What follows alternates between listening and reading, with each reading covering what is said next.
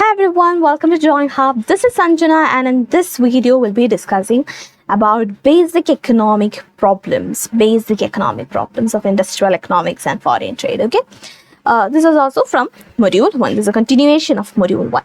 So now in economy, we are telling, let us take an economy. What is an economy? It is a system where people have to earn their living. So if a person have to survive, then that person should have money. So that person should go earn it. Okay, people can earn their living. How do they earn their living? By performing certain economic activities. And economic activity, the subject matter of economics, what was it? Production, distribution, consumption. So these are the economic activities. So by performing these different economic activities like production, consumption, investment and all, people will earn their living. Now this economic problems, the basic economic problems, okay, now these are reflected in the form of central or basic economic problems. We have certain basic economic problems. So based on the allocation of resources, we have three basic economic problems or three central economic problems. Okay, the three of them are: first one, what to produce, how to produce, and for whom to produce. Okay, what to produce, how to produce, and for whom to produce. Now, okay, so here you can see there are three questions being asked here. What to produce, how to produce, for whom to produce. There are three questions. Okay, now the first one, what to produce, what good is to be produced. Okay, what good is to be produced, or what quantity, in what quantity it should be produced. See, the resources are limited. Do you remember the reasons for scarcity? The three reasons we have learned in the previous session. First one, unlimited human wants are there. Limited resources, and these limited resources will have alternative uses. So these are the three reasons for scarcity. Now this is connected to the basic economic problem. Okay, the reasons for scarcity is related to the basic economic problems. Okay, now due to limited resources, we know that is reason for scarcity. That is, limited resources are only there. So due to limited resources, every economy has to decide what goods to produce and in what quantity.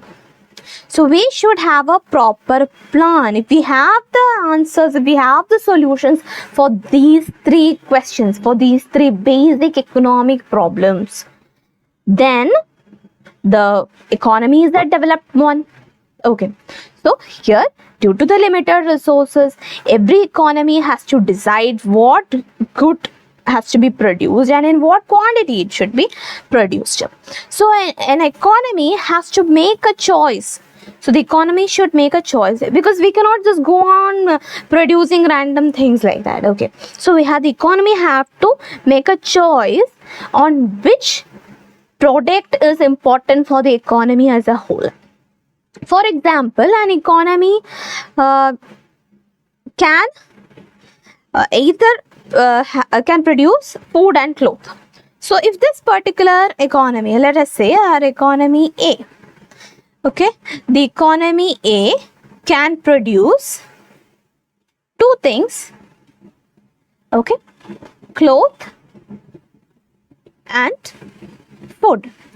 So this economy should choose which one should I be taking, which product the economy should be concentrating more on. Okay, so that is a decision of the economy. So these are based on certain other things, certain other factors. Okay, so now if the economy decides to go for clothes, that is, produce more clothes, they have decided, then automatically the production of food will go down, because at a time they cannot go for both. They can go, but the production will be increased. That's what we are telling. Okay, the production will be increased. They can produce, but not as that much as how much the cloth is being produced as of now. Right now they are concentrating on cloth. Okay, now an economy cannot produce both of them together, as I've told. So thus an economy has to decide this. That is why an economy should have an answer to this question. What good am I supposed to produce in what quantities? So that is a question. So now these things, these are based on what to produce. This is again based on other things like other factors like availability of technology. Availability of technology, then the cost of production. This is cost of production, cost of supplying, demand. So many things like that it is being connected. Okay, technology, cost of production, cost of supplying, and demand of the commodity. So based on these things only it is decided. Okay, now next question is how to produce. So this is a technique of production. So how to produce means we need to maximize the output, or we can either go for maximizing the output, or we should minimize the cost. It should be a profit for the economy. It should not go into loss. That is why we are looking these things, right? So either I should get maximum output or the cost should be minimum. If both of them come together, it is good. So for that, we have two techniques. Okay, we can either go for a labor intensive technique, okay, a labor intensive technique, or a capital intensive technique. So from the word itself we can understand what is labor intensive, what is capital intensive. See, in labor intensive, okay, labor intensive means more labor is being used, okay, and less capital is used. So more labor in labor intensive technique, and in capital intensive technique more capital is being used and less labor is used. Okay, so the producer must always produce efficiently by the most efficient technology. See, if a nation A is having lots of labor and they do not have that much money, then they should not go for something that they do not have. They have labor, so go for labor intensive. Or say if a nation is really good at investing things, they have lot of money, but there are people, they have other skilled laborers, or those labor part they are really weak at. So what do? They did not go and try to collect more and more labor. No, they don't have to do that. Instead, they can concentrate on capital intensive. They can bring on more machines, more tools and things. So labor intensive and capital intensive. So we should decide which way should the nation go. The economy should be deciding that. So that is how to produce. In which way should I be producing? Then for whom to produce? This one is very important. For whom to produce means by making. See, I have made all these products. After making that, who is being benefited?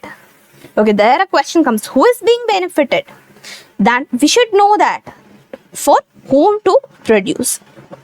Okay, so if there are different sections of the society, at least there should be at least a minimum level of consumption for all the different sections of the society, and this is very important so that all the sections of the society should be having at least minimum level of consumption should be there. They should be able to use it.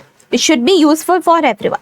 So these are the three questions: what to produce, how to produce, and for whom to produce. Okay, this is about the basic economic problems. I hope it is clear. If you have any doubts, please ask me in the comment section. Till then, bye bye.